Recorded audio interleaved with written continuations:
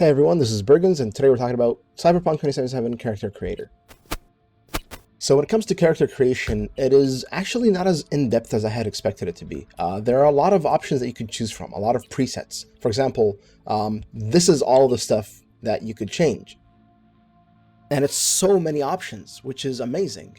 It's just that I was expecting something more along the lines of sliders, so you could literally customize the appearance of your character however you wanted, like their jawbone, their chin, nose, mouth, eye sockets, everything.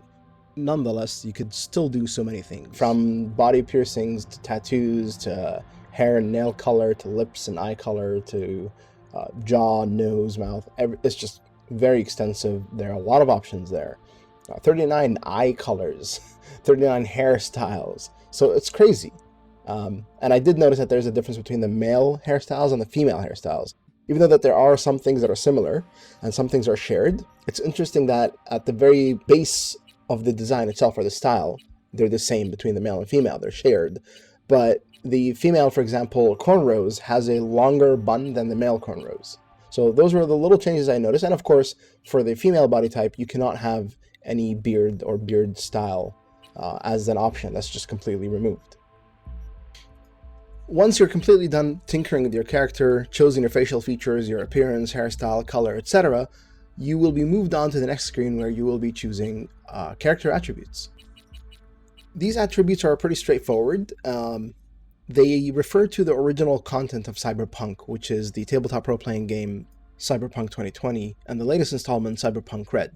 These stats are pretty straightforward. What they depict is just how well you could do things in the game. Basically how strong you are, how good of a hacker you are, and how well you could keep your cool and react to certain things during conversations or during combat. Now, this isn't a spoiler or anything, but it's just information that I've acquired from playing Cyberpunk 2020 and Cyberpunk Red.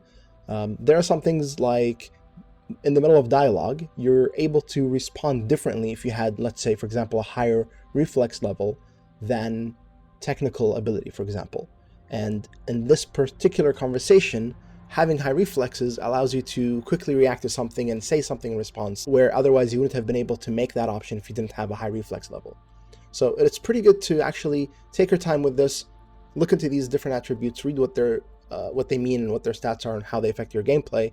Perhaps even look into the whole skill tree, which I may post at the end of this video. In the end, don't worry too much about it. You can still gain levels and improve these and increase them as you're playing, as you're gaining skills, as you're doing different things. For example, if you're stealthing around a lot, you will definitely improve your stealth ability and you'll get perks in that section as well.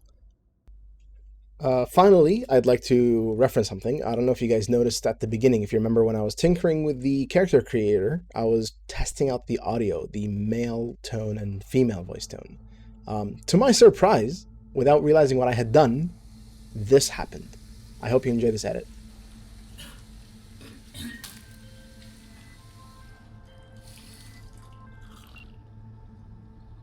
V, you there? Yeah. Yeah, I'm here. You alright? Fine. I just needed a breather.